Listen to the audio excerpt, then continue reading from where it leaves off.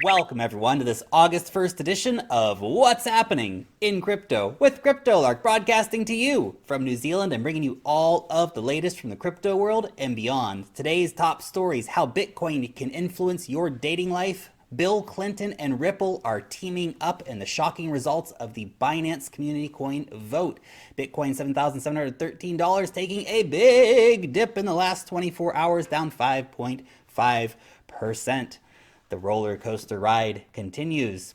According to Bitcoin.com, 75% of millennials are more likely to date someone who is into Bitcoin. Take all statistics with a grain of salt, without a doubt, but it is an interesting idea, and I wanted to put that back to everyone as a community. When out there looking for a potential partner, would knowledge or holdings of cryptocurrencies be something that would influence your decision? Because I feel like for a lot of us, cryptocurrencies have become a part of our lives that is really a very big and important thing, especially for everyone that's still here during the bear market. We're massive crypto enthusiasts. I've actually started a poll over here on Twitter. A lot of people saying, yes, definitely that would make a partner more attractive to me. 22% coming in saying that love knows no blockchain. But I'd really like to know, what does everyone in the community think? So let me know down below in the comment section, or feel free to weigh in on the poll over here on Twitter. 88% of cryptocurrency exchanges want industry regulation. Again, those damn statistics, eh?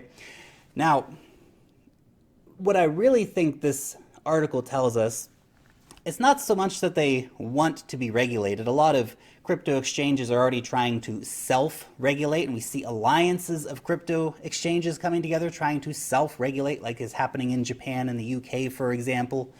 But what I think crypto exchanges really want to see is certainty. Because right now, looking globally, we see so many situations of regulatory uncertainty. And uncertainty is not really good for a crypto exchange's business. If they think, gosh, there might be a situation happen in 6 months where we have to shut down operations in this country and lose one of our major markets or move our office or whatever that might be, that doesn't do a lot for the worries of CEOs, but also for the future planning of your business, for future marketing plans, for future rollout plans, for finding new markets and all these things. It's problematic.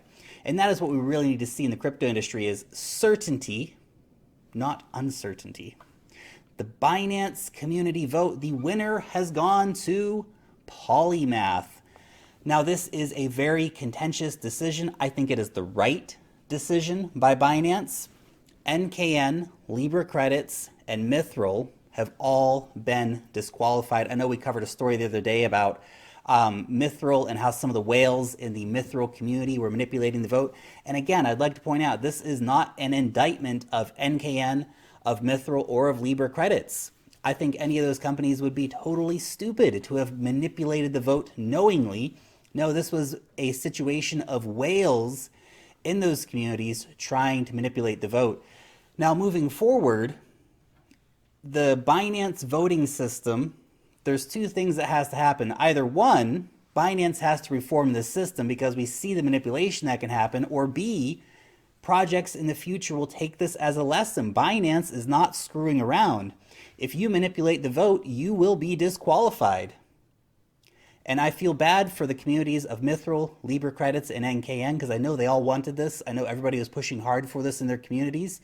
You have been betrayed by the whales of your communities. Congratulations to Polymath for having played fairly. Other Binance news. Binance has bought Trust Wallet in their first acquisition deal. Now, Trust Wallet is a very interesting project that has been kind of under the radar recently. They were going to have a public sale, and to see actually Binance moving in and acquiring that is pretty cool. How we're going to see a synergy between those two moving forward does remain to be seen, but certainly Binance has been putting out a lot of very interesting acquisitions and partnerships and Their ecosystem is growing massively. Speaking of exchanges, Coinbase taps regulation veteran for first ever crypto compliance chief. Coinbase, as we know, is aiming to be the most regulatory compliant crypto exchange going. That's got its positives and that's got its negatives.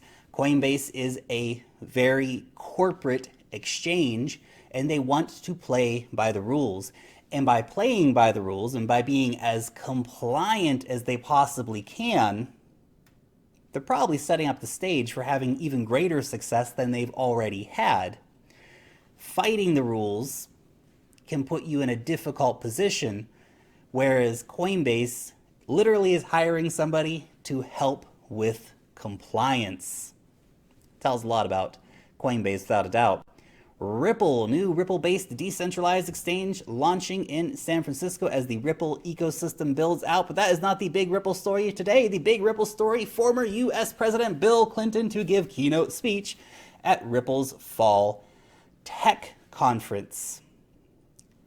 I feel like this, in a lot of ways, confirms everything that a lot of the crypto community thinks about Ripple anyway, that Ripple is indeed really in bed with the worst actors